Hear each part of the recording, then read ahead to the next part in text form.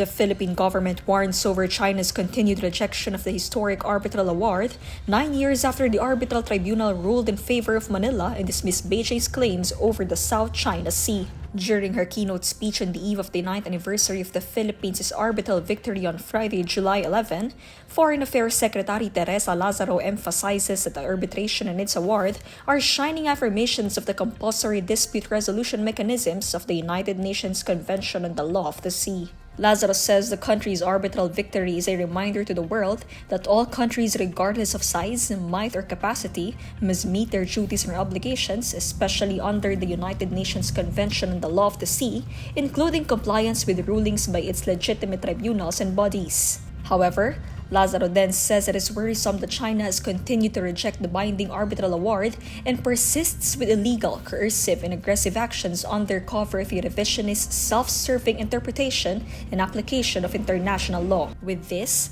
Lazaro says the Philippines would continue to utilize the Foreign Ministry consultations, the bilateral consultation mechanism on the South China Sea, and the bilateral consular consultations mechanism with China to maintain dialogue and diplomacy at appropriate official levels. Lazaro explains the Philippines' continued drive to leverage alliances and partnerships to help revitalize the energy of multilateralism. According to Lazaro, they are constantly looking to create a tapestry of multilateral and bilateral engagements that bolsters the country's positions and broadens its capacities. Despite the challenges, Lazaro says the Philippines will not waver in rejecting attempts to undermine the arbitral award and international law.